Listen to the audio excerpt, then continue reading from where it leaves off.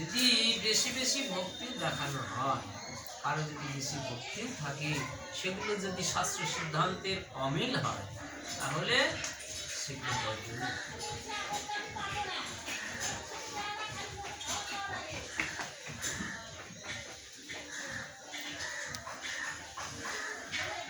তরল জল যেমন শৈত প্রবাহ যোগে বরফাকৃতি ধারণ করিয়া অধিকতর সহিত গুণাদি সম্পন্ন হইয়া থাকে, তদ্রূপ শ্রী ভগবানের করুণায় সান্দ্র বা ঘনীভূত হইয়া শ্রীগুরু বিগ্রহ রূপে ভক্ত সাধকের নিকট প্রকটিত হইয়া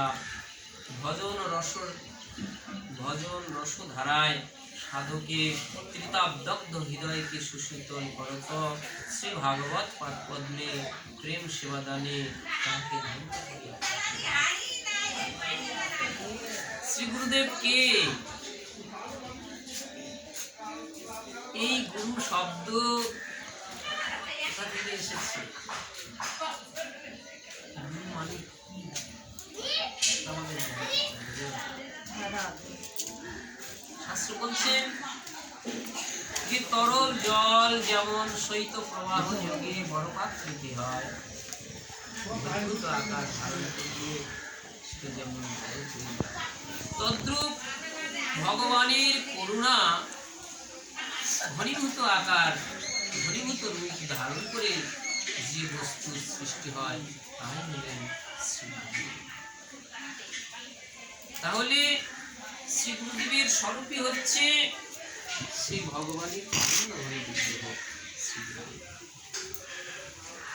ভগবানের করুণা ঘনীভূত আকার।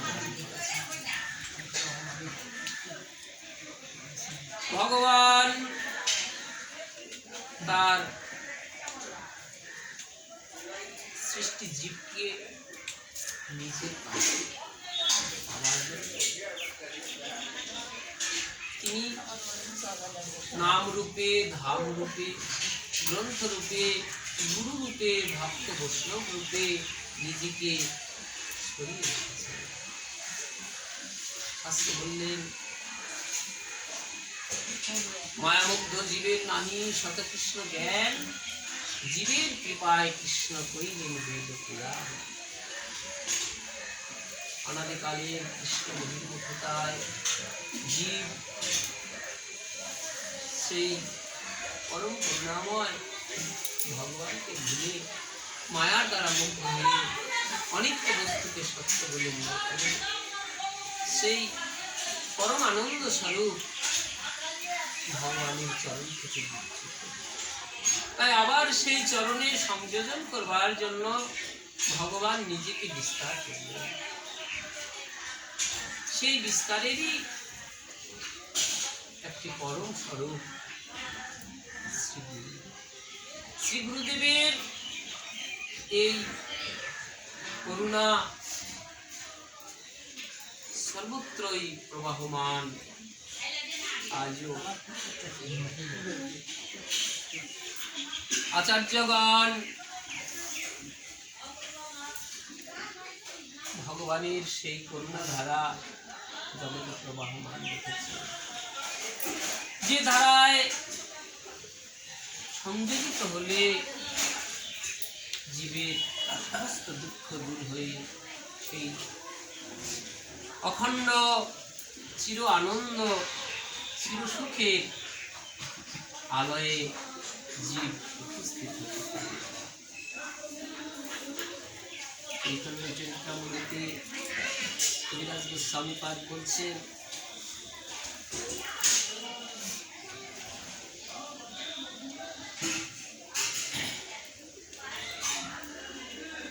কৃষ্ণ ভুলি সেই জীব অনাদি বহির্মুখ, অতএব মায়া তারে দেয় সংসার দুঃখ।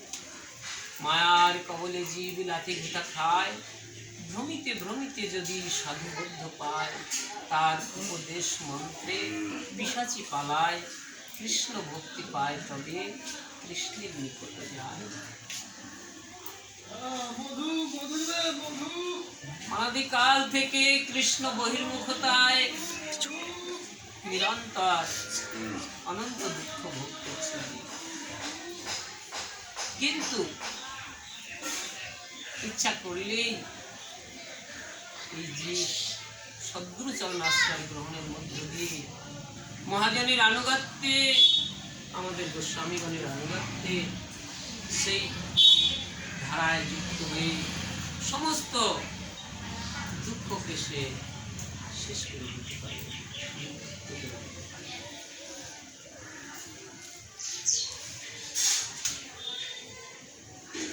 তিতাবদগ্ধ জীব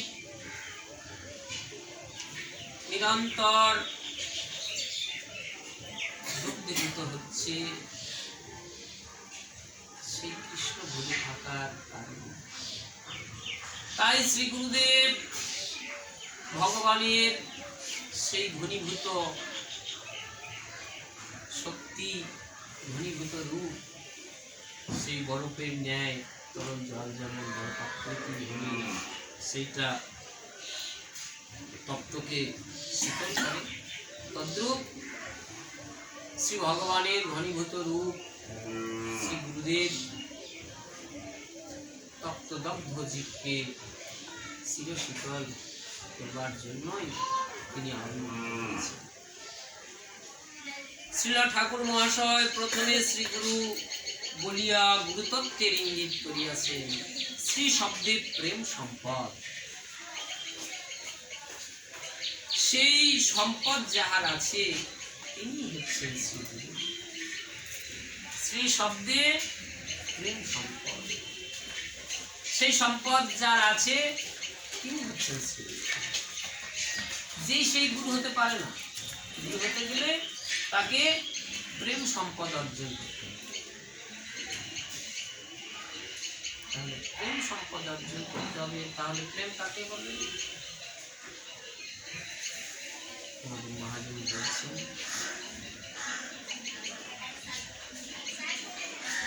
আপ্ত ইন্দ্রিয় প্রীতিবাঞ্ছা তারে বলি কাম, কৃষ্ণ ইন্দ্রিয় প্রীতিচ্ছা ধরে প্রেম।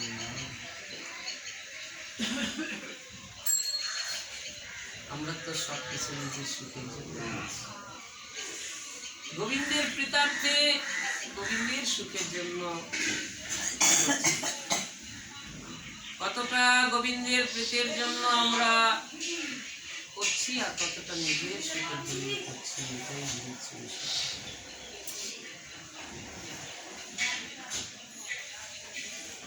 প্রেম শব্দের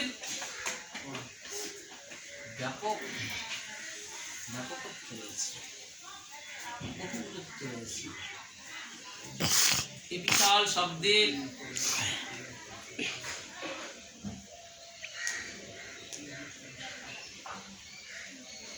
ব্যক্ত করা বড়ই কঠিন। শ্রীমদ্ ভাগবত বললেন, তস্মাদ গুরু প্রপদ্যাত জিজ্ঞাসু শ্রেয় উত্তমম, শব্দে পরে চ নিস্নাতম ব্রহ্মানুপমাশ্রয়ম। উত্তমম শ্রেয় জ্ঞাতুমিচ্ছু, শব্দে ব্রহ্মণি বেদাক্ষ, ন্যায়ত ব্যাখ্যানত নিস্নাতং তত্ত্বজ্ঞানং অন্যাথা